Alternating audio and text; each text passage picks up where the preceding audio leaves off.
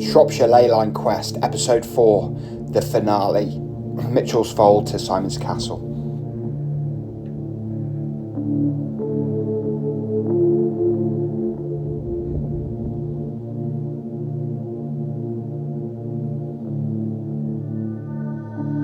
So, welcome back to Third Rate Content. Today we are going to be seeing how far we can go on our ley line journey. We're going to be continuing from where we left off on our last episode here at Mitchell's Fold, and we're going to be going sort of in a southwesterly direction just alongside Llanfwar, where there is supposedly a Neolithic or ancient long barrow or tumulus at the very least. We can't actually visit the site, it's on private land, but we're going to run very close to it as we follow the prospective ley line just that direction. So buckle up. Oh yeah, and we'll be also hopefully heading into a location, the Camlad Valley. The short river Camlad runs through it, and it is a bit further down the sort of pecking order than Hadrian's Wall or North Wales, but it is a site where King Arthur there is a case for it made by certain people, where he may have fought his last battle and fallen. So there's a lot of history, mystery, folklore, legend and magic just through that valley, and we're going to go through there very soon. So buckle up and I'll see you out here. Of course, Mitchell's Fold is on the lower reaches of Stapley Hill, and the line we followed would just have been running along there. And it's now going to be on our right side as we make our way up to Llanfwar, the site of the tumulus or long barrow. Let's go and have a look. But just remember that the ley line will be running along there and over Llanfwar. So yeah.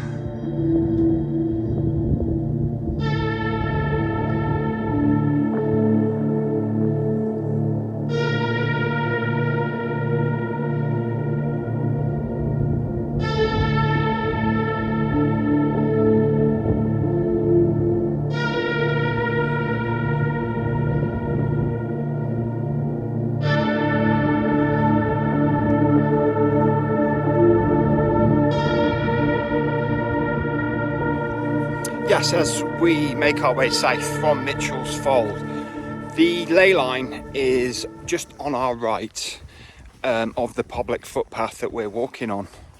So it's a bit like Watkins said in his book, The Old Straight Track, that often these prospective lines are close to what are today public footpaths. And again, we have got the clear line of sight. So from Mitchell's Fold to Llanfwar, there is, well, it's connected. You can clearly see it, and it's from one to the other. So it's all going well on our ley line hunt so far.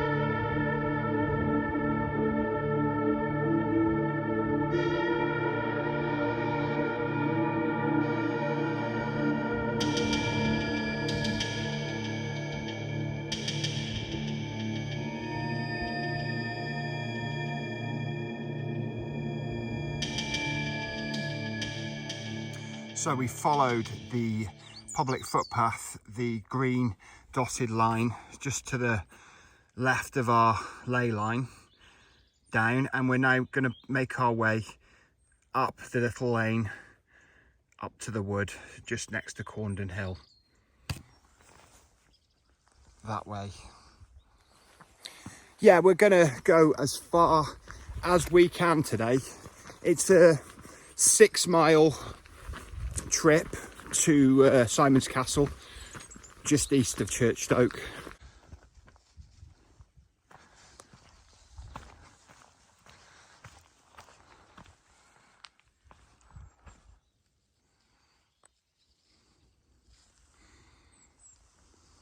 Yeah, Cornon Hill just in the background.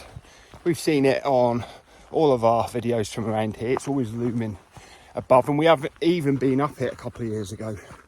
I'll put links to the videos in the description box. But interestingly, there's a cairn right on the summit of Cornon Hill, and there's more dotted around, and an axe factory, which I've never seen. I've just read about it. One day we'd like to visit it, of course. But interestingly and sadly, there would have been many more prehistoric monuments and cairns and such like that got looted basically by antiquarians in the 19th century. It was a bit of a craze, a bit like we go around and visit ancient sites and churches and everything, but they weren't just visiting them, they were digging into them and flattening them for field clearances and just taking what they found without respect. I mean, nothing was formalised in those days, so it was pretty much every case for itself.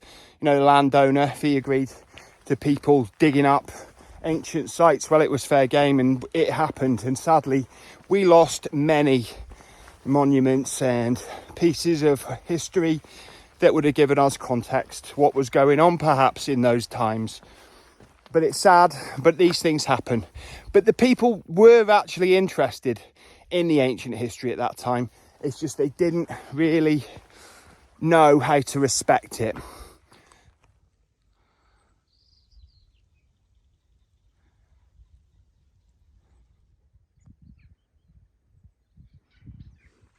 Interestingly, our ley is running all the way along here, and it wouldn't be the easiest way to go. Obviously, you've got the valley here, and you're going over hills where it would be much easier just to walk along this elevation. But I think people would have been made their way along here for countless epochs, possibly.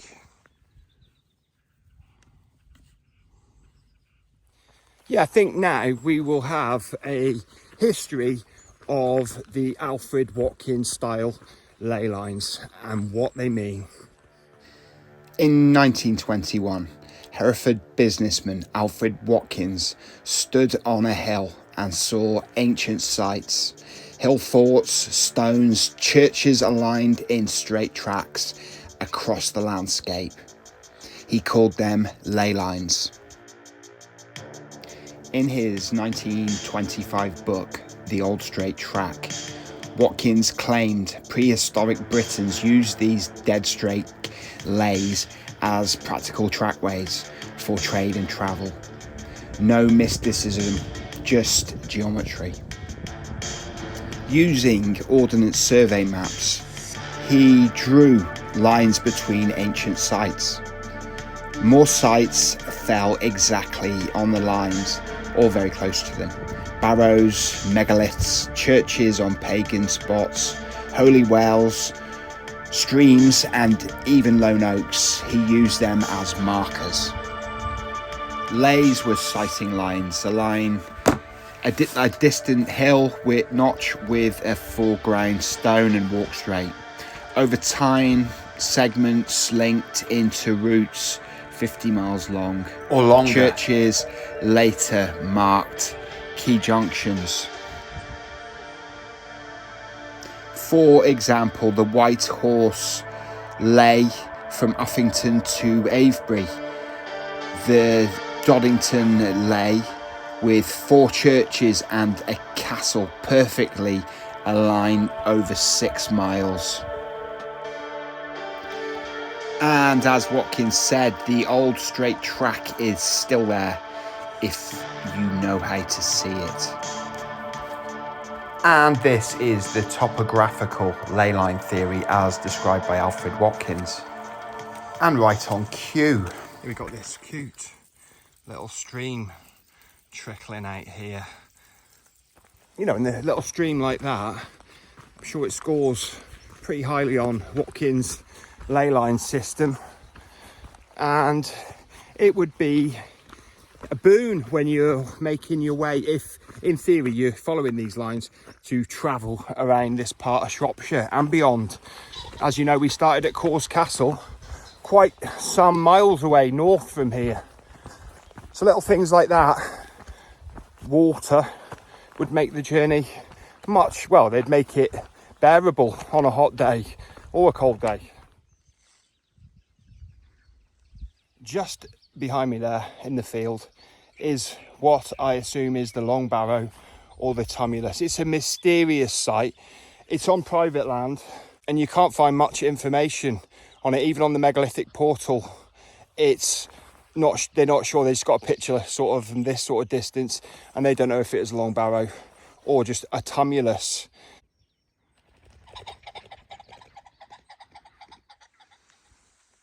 I would very much like to trespass and go and have a close look at that.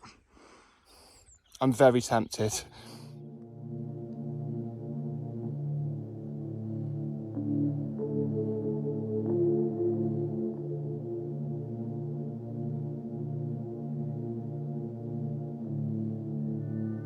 Yeah, according to my map and my ley line, it's running right next to that, and we're sticking snug to the hill on this lane stroke footpath. It's pretty much the best we can do legally to stay on the ley.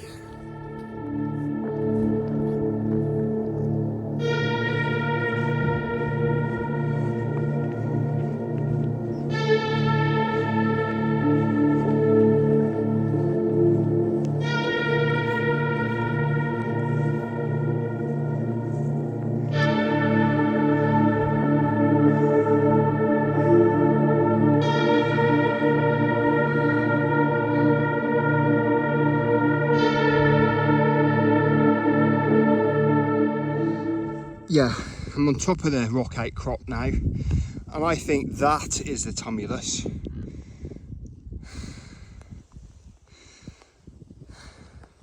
then you got Hill Fort here, another castle ring. We visited one on our last video. And then Churchstoke's around here somewhere.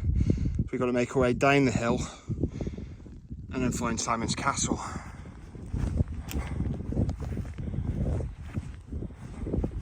I was mistaken, it does happen, even to me. It's not fenced off here, so you can make your way up to the outcrop, which we just went to. And I think that this is the actual tumulus. So with a bit of investigation, we've sort of isolated what we think is the ancient monument.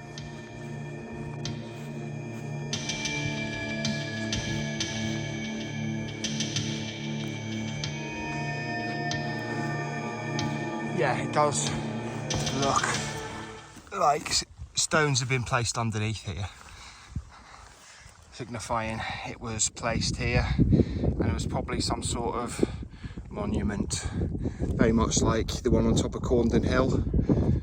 And I'm not too sure about what's going on with the rocky outcrop now, but it looks great.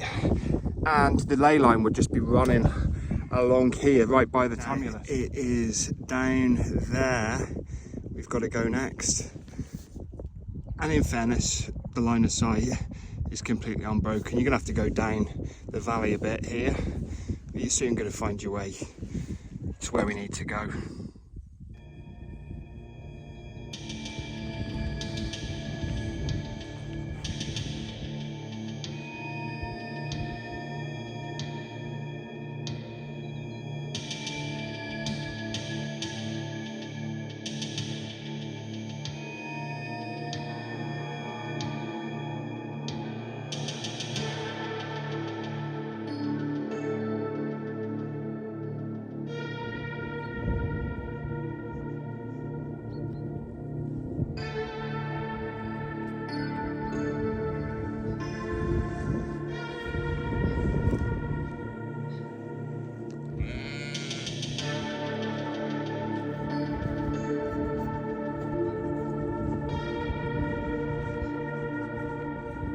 So the line came over the top of the hill there and basically ran where the sheep are standing now, and then along here towards old Churchstoke-ish. Yeah, the section of the public footpath we're on right now is running right along the ley line. I don't feel any energies, but I had a early night last night, so I feel pretty good anyway. But who knows?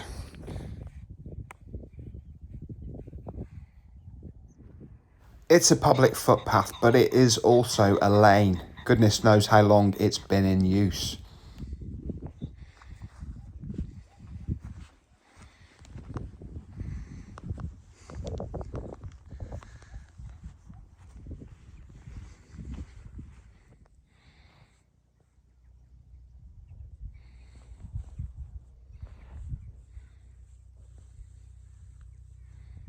Unexpectedly, we just came across this old farm building or farmstead. There's walls all around it, stone walls. It's got a fantastic view. I can just imagine this being used in the 1800s or earlier.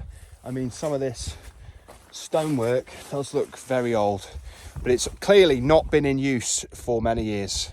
Bit of a mystery, and like I say, I wasn't expecting to come across this.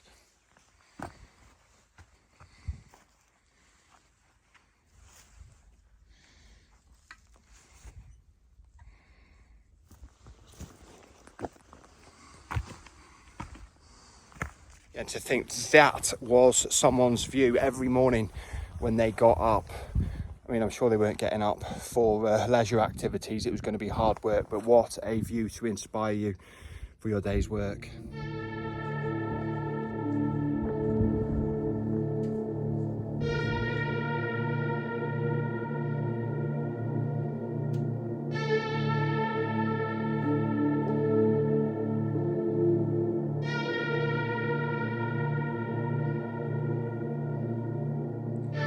So the line passes right next to the hill there, Roundton Hill. And we're just standing roughly around here. Pretty steep. I think there is a prehistoric significance to the activities that happened on the summit of that hill. And then more in the epochs that followed. We're heading this way to old Churchstoke. Yeah, we've come down big hill now, which we're going to have to go back up to get back to the car, but we're hopefully well on our way to old Churchstoke. We're sort of taking a right turn to avoid going right over the hills, which is the way the ley line goes, and then we're going to come back round and hopefully get a view. We're not going to be able to go clambering over it, it is private property, but get a view of Simon's Castle and try and make sense of our ley line,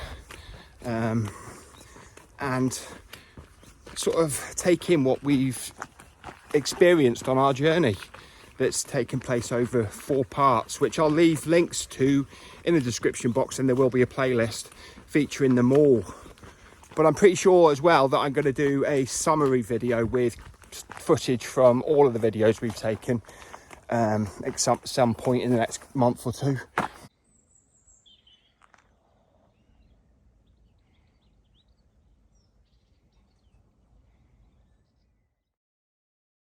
Yeah, so we are in the Camlad Valley right now.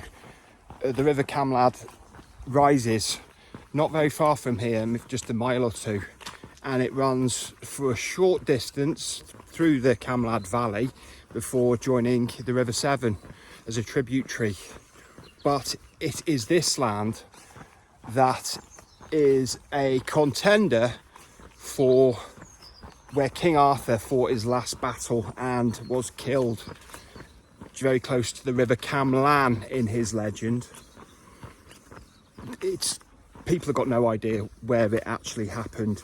The strongest contenders, like I said, are near Hadrian's Wall, near Scotland, and in Gwynedd, North Wales, which isn't too far from where we are now.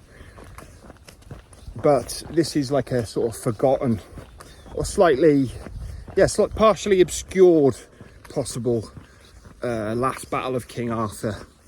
But I think it's a good contender. I mean, you've got Mitchell's Fold, which is a just up the hill where we started today's journey, with the stone that some say is where King Arthur could have drew the sword in the stone from. I mean, the stone looks like it could have, possibly. But I mean, this area is as good as any, and Shropshire, as we've covered quite a bit on some videos last year in 2024, has got links to King Arthur. You got Old Oswestry, links to Guinevere, Arthur's wife, and loads of hill forts and hill settlements around here. They'd already been built in King Arthur's time, but there's definitely a strong air of mystery and mystique around here. And somebody, actually, a lady did tell me in the comments, before I forget to say it, that her father did a lot of research on King Arthur, and he was led to the opinion that the River Camlad was the area where he fell. Tell me what you think in the comments, and if you've done any investigations into it. Is it a Type 1 telephone box? Still in use, but it's actually got 3 books. You know, you take one, perhaps leave one. Wow, Joseph Campbell, first book out. Amazing. We're actually in old Churchstoke now. There's a new Churchstoke just a mile or two west from here, but old Churchstoke has been going since at least the 1600s, I believe. I mean, probably a lot longer. I'm just talking recorded history. Yeah, we're not in England anymore, not in Shropshire. We have crossed over into Powys, because the border does spur out round here. You've got like Wales sticking out. So you can actually, when you're driving down to Churchstoke, you can drive from Shropshire to Wales, and from Wales to Shropshire once again. It's a strange border, very spurry.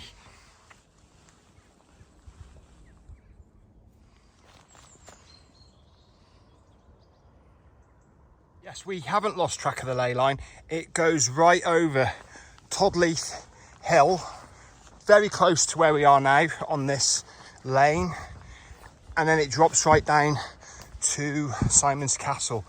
We're really not far now, but it's going to be a long way back and all uphill. So that's not your problem, dear viewer. It's mine, because I've got to walk back to my car, but it'll be fine. Below there is Churchstoke. That is Harry Tuffin's supermarket, and there is a Sunday car boot sale there every Sunday. Quite famous around in Shropshire.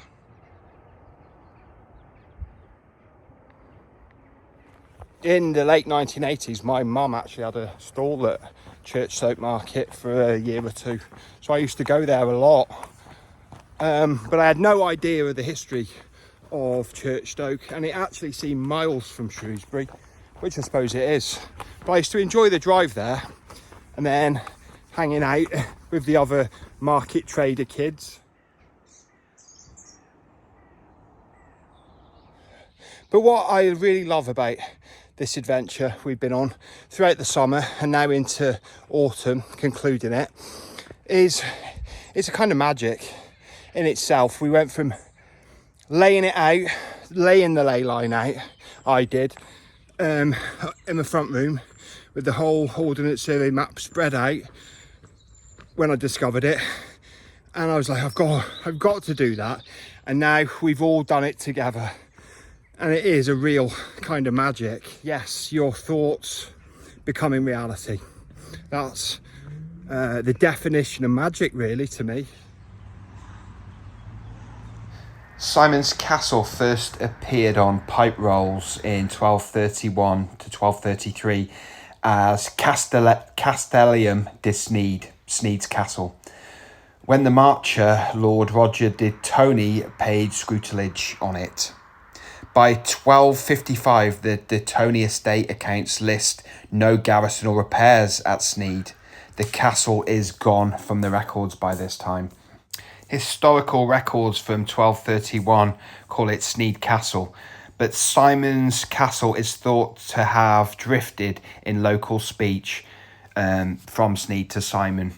But at the opposite end of our lay, Caus Castle is, although forgotten today and hardly known, is like the opposite to Simon's Castle, as it was grand, had a burgage around it, and was well known in its day. So behind me is Simon's Castle, just in the hill, just in the fields there. It's not hardly anything left of it now, and like I said before, it's on private land. We're not going to be able to clamber over it without being seen, really obviously, but it's amazing.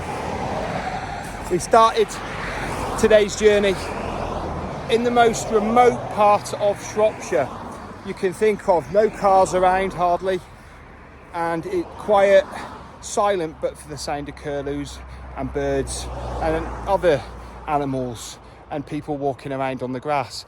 And now we're on a busy main road just leading into Churchstoke. It's been a heck of an adventure, heck of a journey, and we've got a big journey to get back, but that's not your problem. I hope you enjoyed today's ley line investigation. I've really thoroughly enjoyed being out here in October, taking in the autumn weather, though it is quite warm today. I'm going to take my jacket off on the way back, but if you did enjoy today's video, why don't you drop us a like, subscribe if you haven't already, but thank you if you have, and hit the notification bell if you want to stay updated on all third-rate content goings on. Why don't you follow us on Instagram if you haven't already, if you're that way inclined. But if I don't see you soon, I'll see you 3 times as soon. Third-rate content, signing out. Bye-bye.